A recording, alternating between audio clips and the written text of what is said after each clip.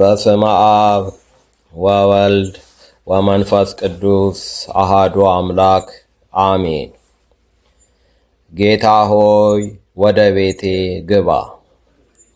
የሉቃስ ወንጌል ምዕራፍ 7 ከቁጥር 36 እስከ ቁጥር 50።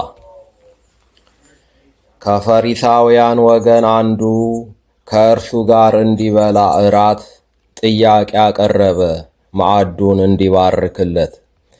ጌታም ከቤት ገብቶ በማዕድ ተቀምጦ ባለበት ድንገት ተከሰተች አንዲት ጎስቋላ ሴት።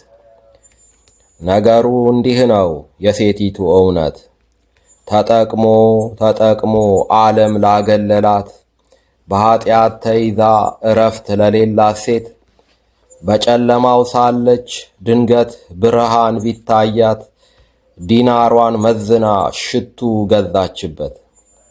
ከዚህ ሁሉ ፍዳ የሚገላግላት መግባቱን ብትሰማ በፈሪሳዊው ቤት ብር ብላ ሄደች ተሞልታ በእምነት።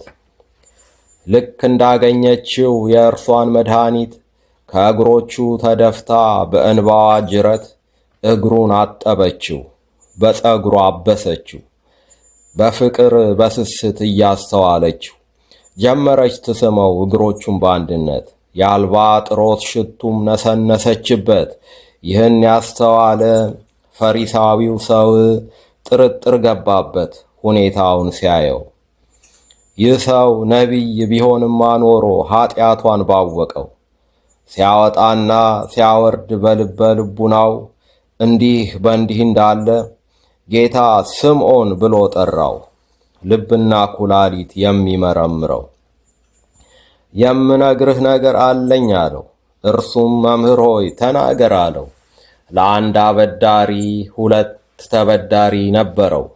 ለአንዱ 500 ዲናር፣ 50 ዲናር ለሌላው ዕዳ ነበረባቸው። ሁለቱም ተበዳሪዎች ሊከፍሉ ባይቻላቸው ለሁለቱም ዕዳቸውን ተወላቸው። እንግዲህ ከሁለቱ አብልጦ የሚወደው ማንኛው ነው? ስምዖንም መልሶ ብዙ የተተወለት ይመስለኛል አለው።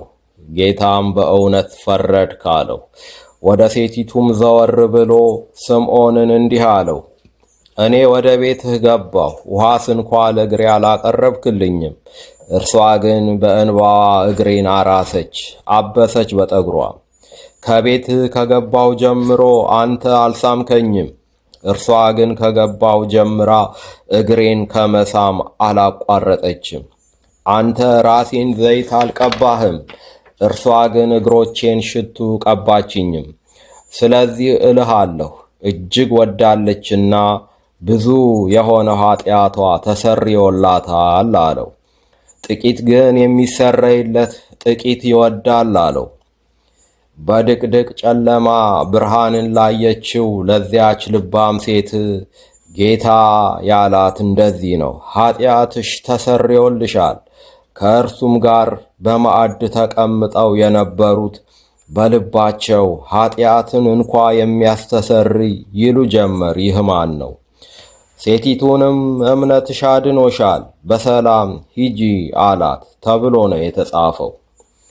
በእምነት በፍቅር በተስፋ የሚደረግ ሁሉ መልካም ነው፣ ውጤቱም ግሩም ነው። ሰምቶ አይቶ የሚጠራጠር ልብ ግን ዋጋው ስንት ነው?